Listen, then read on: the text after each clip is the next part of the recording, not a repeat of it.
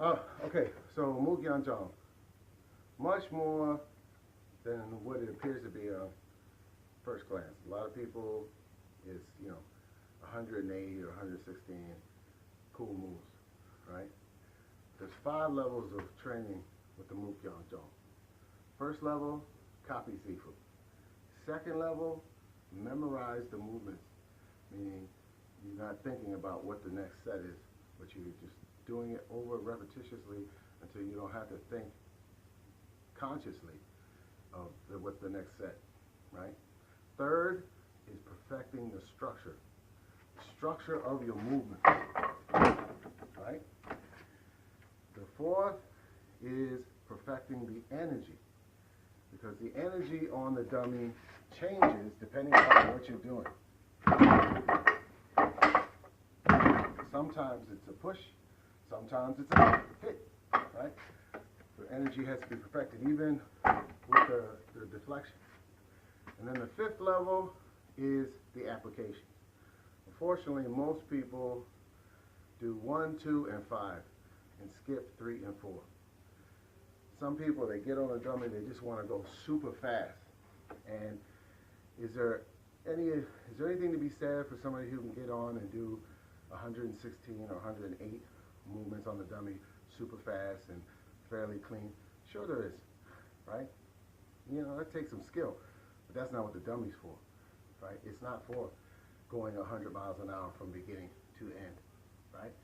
I mean, the speeds can change or vary in it, right? You can play around with the speeds and things like that, but generally it should be done at a pretty even speed or slow, especially when you're first learning it, so you can, work on all those things that I was talking about. So it is way more than a bunch of, cool movements on it, and people who do Wing Chun, they know that, they get it, right? The different things that it's training. I'm not going to go into all that right now, but it is something to think about when you're training a move, right? Maybe you have to realize that the faster you go, the more you have to abridge your movements.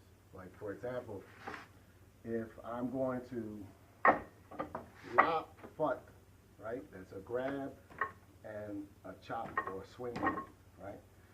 The faster I go, the less time I have to actually lop and grab. So people end up going like that. So I just kind of press and hit. Or I'm already moving to the next movement, so I have to do it. So, do half of a movement instead of a whole movement. So, it's not that you can't get away with that.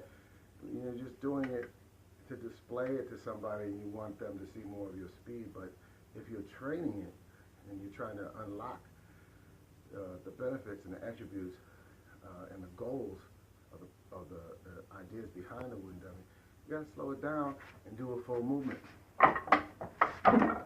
right? Full movements. Even down to actions like that and actions like that and lifting. And the faster you go, the less of that you have time to do because you're switching to the next one. So if you're training it, you don't want to go too fast, right? You don't want to go too hard, right? Some people use the dummy for conditioning, and I guess you can do that, sure. There's some conditioning sets I can do on the dummy to strengthen my limbs.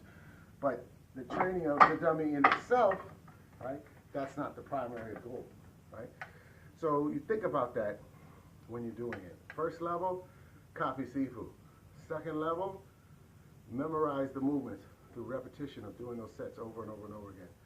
Third, slow down and perfect your structure, right?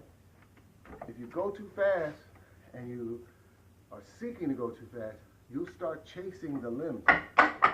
You'll be chasing, and chasing the limbs is no good. You should always be chasing the center, right? So, copy the moves, copy Sifu, copy the moves. And when I say copy Sifu, that doesn't mean just because Sifu can do it fast that you are doing it fast, which is probably what's happening, right? Sifus are demonstrating their skill and speed and all that, and you're like, oh, I want to be like him. So you do that instead of asking a question, right? Sometimes you have to ask You may not just get the answer assuming your Sifu is going to just put it out there every time. Sometimes you got to ask Sifu, right? Ask the question. Nothing wrong with asking questions. 2, memorize the movements. 3, perfect the structure. 4, perfect the energy. If we leave out 3 and 4, structure and energy, and all we have is the memorization of the movements and the applications of the movements, which are, you know, left up to your imagination, right, or limited only by your imagination, because nothing's in sequence, then you've left out the most important aspects to utilizing and realizing the most out of this when you actually apply it in real life or in Chisao, right? I've done movements from the dummy, not trying to do them, but just came out from the training of the dummy, the interruptions, the footwork, the sticking, all of that stuff, right? It's helped me in Chisao, it's helped me in pre-fighting, a number of things. So you always got to keep things in mind, but you know, one thing at a time, because it's a lot to think about. Copy, memorize, perfect structure, perfect energy, then work on application, right? And sometimes we use applications to kind of give you a visual picture of what a particular movement could be used for, right? But the problem with that is that you still got to follow that line. So even if you know a application, it's not the only application, because it's, you know, it's completely limited by your imagination, right? We give you ideas of how these movements can be used, but you're not locked into that. The only thing you're locked into is making sure that the scales stay balanced. So if you do the application, it doesn't put you in jeopardy just for that moment, you know, like for what I would call chance actions. Wing Chun has chance action movements, movements that we wouldn't lead off with, but if the opportunity presents itself, we do them, okay?